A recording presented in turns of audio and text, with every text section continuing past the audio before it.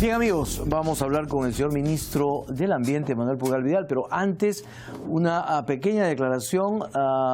Estamos con Ricardo Uceda en la línea. Don Ricardo Uceda, muy buenas noches. ¿Aló?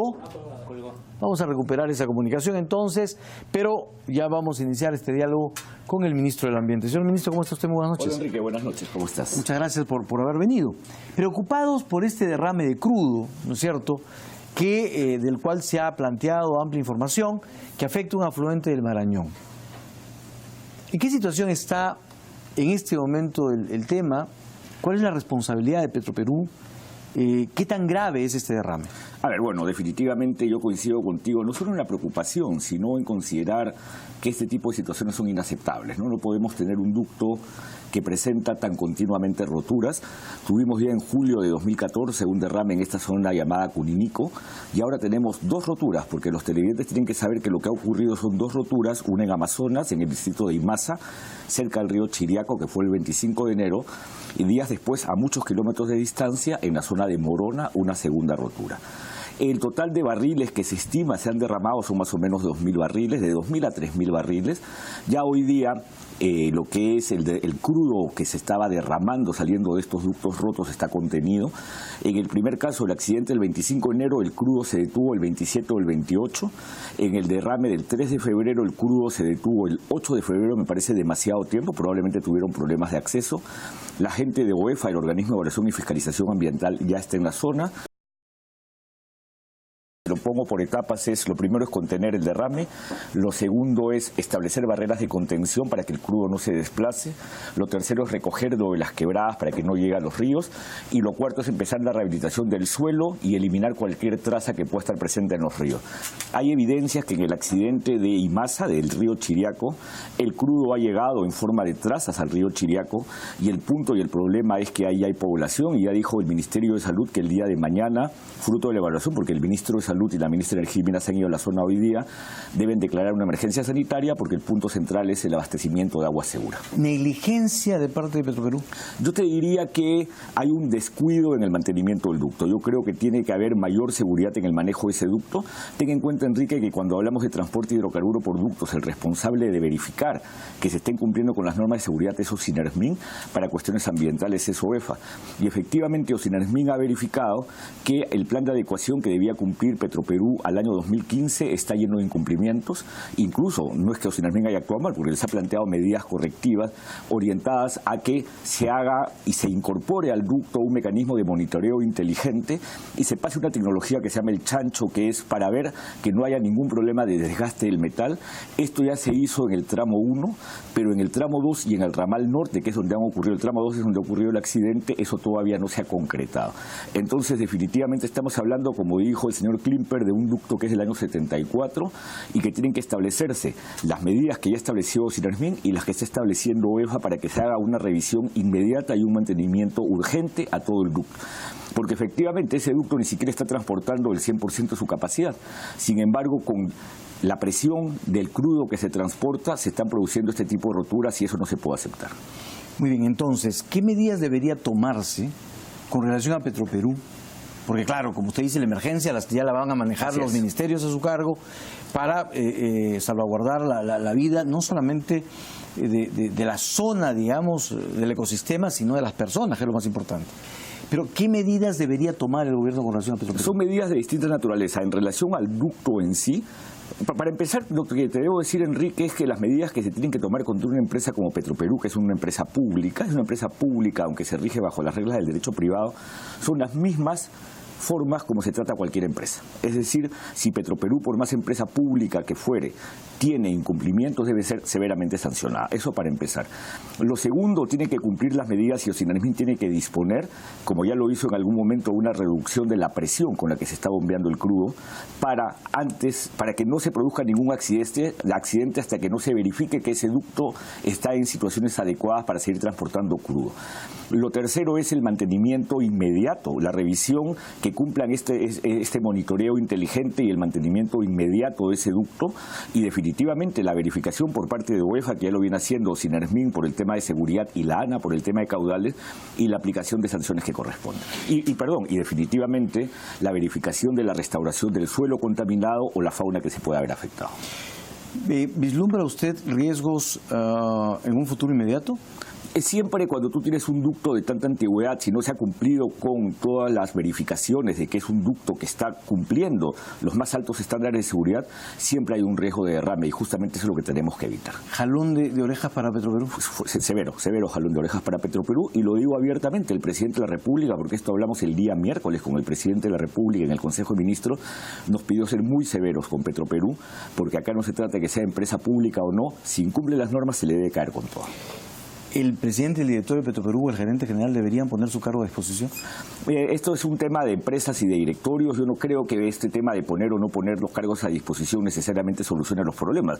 Lo que soluciona los problemas es la acción concreta en relación a un ducto que requiere mantenimiento. Pero se nota que no ha habido la acción concreta. Definitivamente yo he leído unas declaraciones de él donde alega que una persona ha señalado que es un rayo, cosa que es bien poco creíble.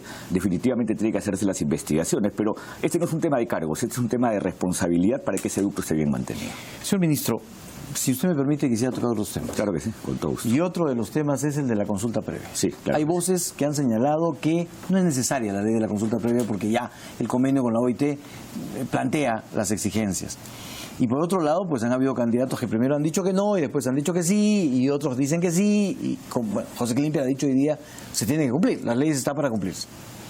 Pero usted le ha pedido a los partidos políticos que bueno, pues den su posición. ¿Es absolutamente necesaria la consulta previa? A ver, es que yo siempre veo las cosas, Enrique, en contexto. La consulta previa deriva de un convenio que efectivamente el Perú ratificó y se adhirió a él hace bastantes años.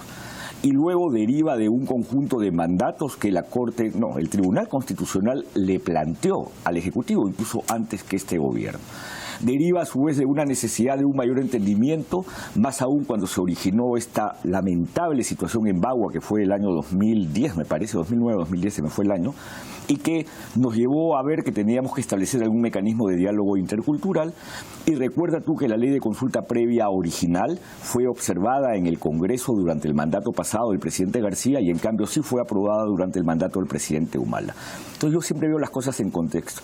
¿A alguien se le puede ocurrir que va con toda tranquilidad a decir llego y derogo la consulta previa? Como le dije a ese medio en esa entrevista, eso es iluso. O sea, pensar que vamos a llegar y decir deroguemos la consulta previa sin que con eso generemos un levantamiento social, un reclamo de aquellas comunidades que tanto lo demandaron, sería iluso. Por lo tanto, simplemente vamos para adelante a seguir implementándola y mejorándola. Porque aquí hay una cosa más, Enrique.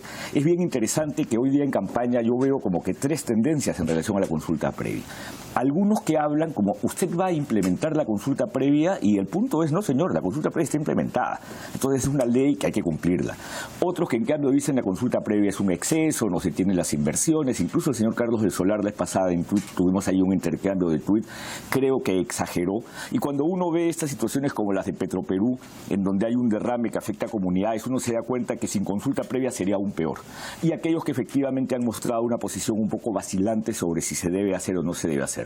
Mi recomendación, porque soy ministro y no me corresponde ingresar a temas de campaña, es que la consulta previa se siga implementando, se siga haciendo, lo asumamos como parte de cualquier inversión, lo asumamos como parte de los procedimientos para cualquier inversión en el Perú, en especial, porque para eso está orientada en aquellos lugares donde hay pueblos indígenas, porque es una norma que beneficia a los pueblos indígenas como tal, ni siquiera a todas las comunidades campesinas o nativas, sino a las comunidades campesinas y o nativas que son pueblos indígenas porque cumplen con los criterios subjetivos y objetivos. Y otro tema, y no le voy a pedir que entre a analizar cada uno o que me dé nombres, pero en líneas generales, ¿usted cree que el tema del agua está siendo tratado debidamente, o por lo menos con una buena cobertura en la campaña electoral? No, y ahí en realidad lo que pasa, Enrique, es que cuando se habla de agua hay una gran complejidad. Y creo que es bueno que aprovechar un programa como el tuyo para decir, cuando uno habla de agua, uno tiene que hablar de 4 situaciones distintas. El agua como fuente, es decir, cuál es la situación de nuestras fuentes de agua, cómo podemos cuidarlas. Y ahí el tema central y el tema de mayor preocupación es la escasez hídrica y el cambio climático que te genera un retroceso en los glaciares, que son un stock de agua, es decir, una cobertura de hielo en los glaciares que si se pierde, lo que están haciendo perder es stock de agua. Por lo tanto, cualquier propuesta política y económica es cómo podemos hacer para que esa agua se reserve. Y ahí viene el tema de infiltración, reservorios, microreservorios y otros. Lo segundo es el agua como servicio. Y acá definitivamente hay todavía muchas cosas que corregir. Y escuché que le preguntabas al señor Klimper sobre el tema de Sedapal. ¿Por qué? Porque la mayoría de las CPS están quebradas. Y eso es lamentable. Y la mayoría de las CPS están quebradas porque a lo largo del tiempo, creo que fue entre los 85 y el 90, se dictaron reglas que municipalizaron la manera como se dirige las CPS. Muchas de ellas, como la EPS Grau, está en un proceso de reestructuración en Indecopi y hay otras más, la mayoría quebradas y la mayoría recurriendo continuamente a dinero del Estado porque no tienen cómo operar. Y es lamentable ver muchas EPS que no pueden brindar un servicio, o EPS como las de Iquitos, que está la de Maynas, que está en un problema severo por ese tema de la planta de tratamiento. Pero cuando hablamos del agua como servicio también, Enrique, está el tema de la micromedición. Tú no puedes dar un servicio de agua sin hacer micromedición. Y la cantidad de agua que se pierde en los ductos, que se pierde porque no se mide, es terrible. Lo tercero es la vinculación del agua como salud, porque el agua como salud efectivamente tiene que ver no solamente con calidad, con cantidad, con continuidad, tiene que ver también con la manera como el agua puede tener presencia de vectores que generan enfermedades. Y lo cuarto es la gobernanza del agua, cómo nos administramos para el tema del agua. Y acá tú tienes, por ejemplo, en el caso de Sedapal, el propietario de Sedapal, en otras palabras, es FONAFE. En el caso de la mayoría de las otras EPS, es las municipales. En el caso de Tumbes, y me parece que es Moyobamba, son empresas privadas. Entonces, hay una situación de gobernanza poco clara que no nos permite tratar a las EPS de una manera tal que brinden un servicio eficiente. Entonces, esta reflexión en estos 4 frentes es muy pobre en la campaña electoral. Y yo espero que esto no se vea como una intromisión en campaña. Creo que es una reflexión válida de cualquier ciudadano, aunque uno sea ministro, sobre lo que un ciudadano esperaría que digan candidatos sobre el tema del agua. Además, lo está diciendo de manera general, no creo que haya ninguna de eso. Y finalmente, señor ministro, yo he escuchado en varios foros sobre el tema de destrabar inversiones, pero se dice que el problema pues es que, usted ya lo ha recibido con palo, la sobreregulación ha sido el problema en este gobierno. ¿Han avanzado en desregular algunos temas? A ver, para empezar, yo siempre he dicho que eso es una gran falacia, ¿no?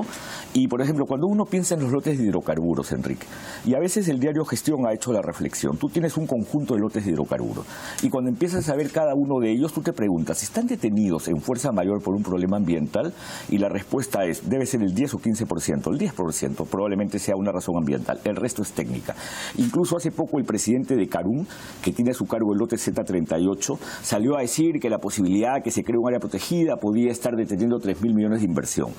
Tú haces una investigación menor y todo el mundo sabe que el lote Z38 está en fuerza mayor porque Carún lo pidió, porque la unidad de perforación que requerían no estaba en este lado del Pacífico, sino al otro lado del continente. Por lo tanto, les iba a tomar mucho tiempo y pidió una fuerza mayor a Perú Petro que se la dio. Es lo que te planteo como un ejemplo para decir que esta es una gran falacia. Pero lo segundo es que efectivamente se dictó esta norma sobre la certificación ambiental global. 14 títulos habilitantes que van a estar en una ventanilla única a cargo de SENACE. Ten en cuenta que el 28 de diciembre del 2015 SENACE ya empezó a funcionar y a recibir los primeros estudios de impacto ambiental y también los instrumentos técnicos sustentatorios, famosos CITES. Pero a su vez, cuando se apruebe el reglamento, que yo espero no pase de 2 o 3 semanas porque ya se prepublicó, ya se recibió los aportes, tengamos el reglamento y entonces 14 títulos que antes se veían de forma consecutiva, ahora se van a ver de forma conjunta a cargo de una sola institución y con mecanismos virtuales o electrónicos. Y esto, la certificación ambiental global, es una ventaja ventanilla única que te va a reducir los plazos, no porque está flexibilizando normas, sino porque está permitiendo que estos 14 títulos se vean al mismo tiempo dentro del mismo plazo de aprobación. Creo que ese es un solo ejemplo de muchos otros de medidas donde la regulación en realidad ha evolucionado significativamente, más positivamente, para que no se acuse nunca de que hay una sobreregulación. Muy bien, señor ministro, muchísimas gracias. Ojalá que efectivamente el tema del derrame se resuelva y ojalá que en Petroperú hayan tomado nota de ese severo jalón de orejas y se pongan a trabajar. Así es, yo estoy absolutamente de acuerdo contigo y te agradezco que hayas tratado este tema, que es un tema de una coyuntura que, como dije al inicio, no podemos aceptar porque se afecta a mucha gente. Muchísimas gracias. Muchas gracias. Vamos a una pausa, amigos, regresamos.